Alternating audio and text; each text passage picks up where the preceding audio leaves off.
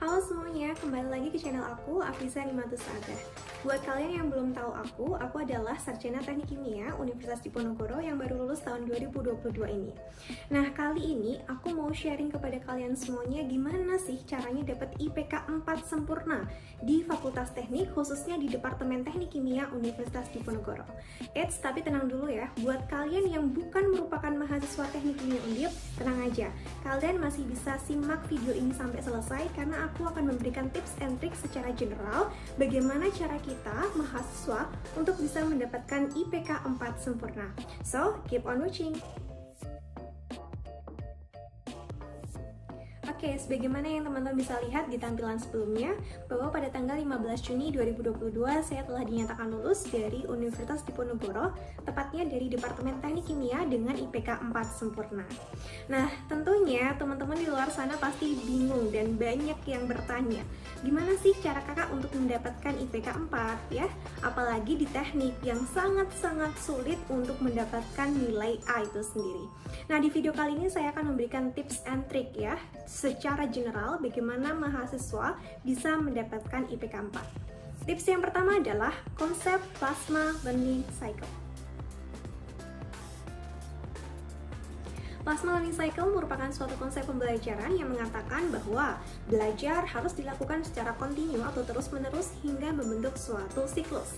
Di mana konsep Plasma Learning Cycle ini terdiri dari beberapa poin. Yang pertama adalah plan atau merencanakan, yang kedua adalah learn atau belajar, yang ketiga adalah apply atau mengaplikasikan, yang keempat adalah sustain atau mempertahankan, yang kelima adalah measure atau melakukan pengukuran, dan yang terakhir adalah analyze atau menganalisa.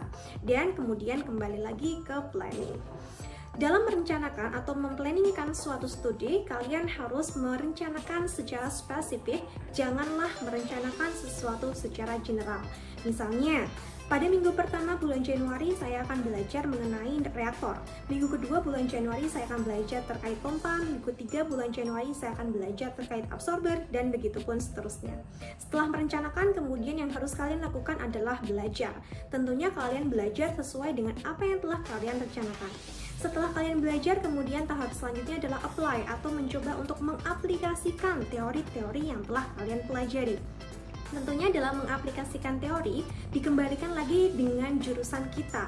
Misalnya, saya selaku Chemical Engineering student akan mengaplikasikan teori-teori yang telah saya pelajari melalui software-software tertentu yang dapat memproses proses kimia yang ada di pabrik. Misalnya dengan menggunakan HYSYS, DWSIM, Skylab, dan lain sebagainya. Tetapi, untuk anak-anak dari medical school atau sekolah kedokteran, pasti tentunya mereka akan mengaplikasikan teori yang telah mereka pelajari dengan cara menerapkannya langsung kepada pasien. Nah, tahap selanjutnya adalah sustain atau mempertahankan. Di tahap ini, teman-teman harus tetap belajar teori yang sama, kemudian mengupdate dan mengupgrade teori secara lebih dalam, supaya teman-teman betul-betul menjadi master dalam topik tersebut. Tahap selanjutnya adalah measure atau melakukan pengukuran.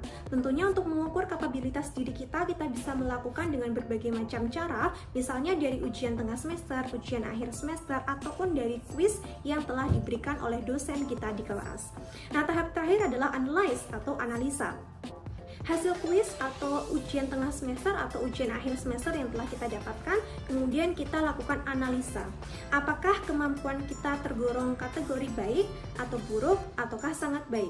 Ketika teman-teman berada di level buruk, maka yang harus kalian selanjutnya adalah memplanningkan atau merencanakan untuk belajar teori yang sama, which is reaktor, absorber, dan juga pompa.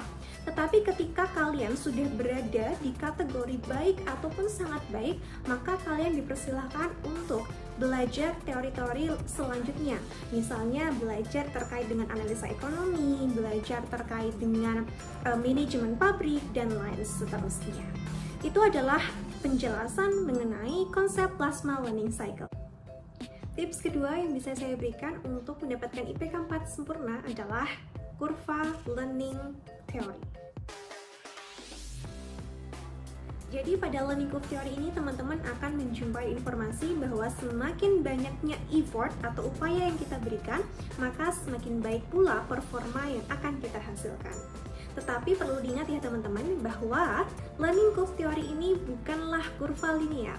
Tetapi learning curve teori ini adalah kurva polinomial, sehingga pada suatu fase tertentu teman-teman akan menemui stagnasi atau performa teman-teman tidak akan meningkat kembali meskipun teman-teman memberikan effort yang sangat-sangat besar.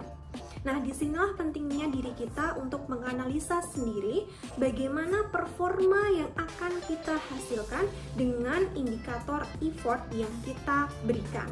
Nah, saya pernah mengalami fase-fase stagnasi ini, di mana waktu itu saya mendapatkan banyak sekali beban, banyak sekali pekerjaan, mulai dari pekerjaan kampus, kemudian pekerjaan di kompetisi, kemudian pekerjaan di organisasi, dan lain sebagainya, dan semuanya terakumulasi.